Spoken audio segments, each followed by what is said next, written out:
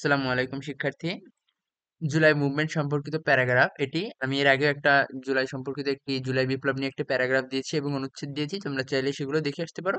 এবং এটি আরো বেশি গুরুত্বপূর্ণ আর একটু বড় মনে হয়েছে বলে আমি এটি দিয়ে আরেকটি প্যারাগ্রাফ দিচ্ছি। তো আমি বাংলা সহ পড়বো, সবাই খেয়াল করো। July movement will B a memorable chapter in the history of Bangladesh. July আন্দোলন বাংলাদেশের ইতিহাসে একটি স্মরণীয় অধ্যায় হয়ে থাকবে। The movement has the movement that started in July 2024 centered around the Quota movement, and through this movement Bangladesh was able to gain their second independence through the fall of 16 years of autocracy. এখানে autocracy বলতে স্বৈরাচার বোঝানো হয়েছে, স্বৈরাচার। পুরো বাংলাটা হচ্ছে 2024 সালে জুলাই মাসে শুরু হওয়া এই আন্দোলনে কোটা আন্দোলনকে কেন্দ্র করে গড়ে ওঠে এবং এই আন্দোলনের মাধ্যমে 16 বছরের স্বৈরাচারের পতন ঘটিয়ে এর দ্বিতীয় স্বাধীনতা অর্জন করে।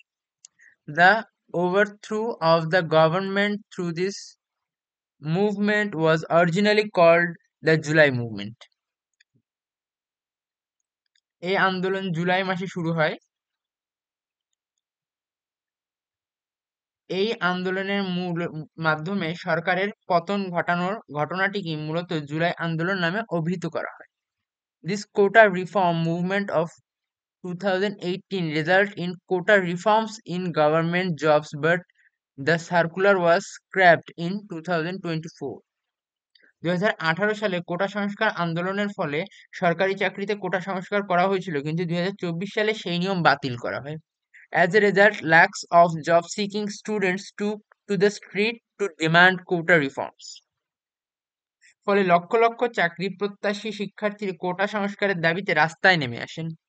As a result, lakhs of but dictator Sheikh Hasina did not listen to the common students and instead called the students Razakars.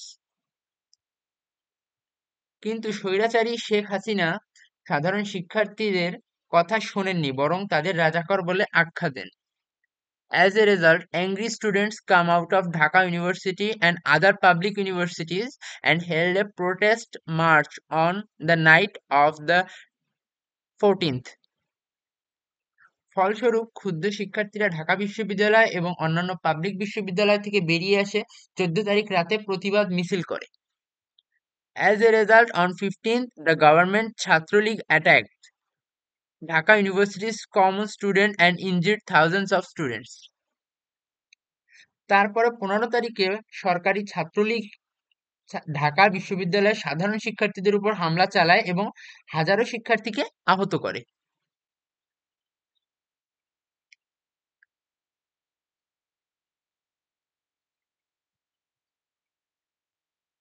As a result, all the students of Bangladesh came down to the street to protest. ফলস্বরূপ বাংলাদেশের সব স্টুডেন্টরা রাস্তায় নেমে আসে এর প্রতিবাদ জানাতে।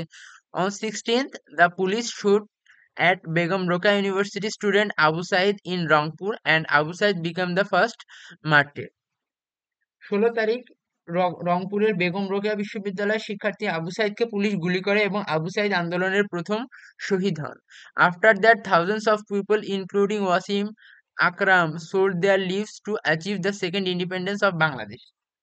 এরপর হাজার হাজার মানুষ, যার মধ্যে ছিল ওয়াসিম আকরামও, তাদের জীবন উৎসর্গ করে বাংলাদেশের দ্বিতীয় স্বাধীনতা অর্জন করে। তোমরা এখানে ওয়াসিম আকরামের পরিবর্তে মুগ্ধর নাম ইউজ করতে পারো, যেটি অনেক বেশি popular. As a result, Sheikh Hasina's government was forced to flee to the country on August 5. As a result, Bangladesh was freed from dictatorship after 1971 by achieving its second independence. এভাবে 1971 সালের পরে বাংলাদেশ আবার স্বৈরাচার থেকে মুক্ত হয়ে দ্বিতীয় স্বাধীনতা অর্জন করে। So, the July movement will be a historical event in the history of Bangladesh. এর পরবর্তীতে কোনো রচনা লাগলে আমাকে কমেন্টে জানাতে পারো, আমি সেই রচনার উপর ভিডিও দেওয়ার চেষ্টা করব। ধন্যবাদ।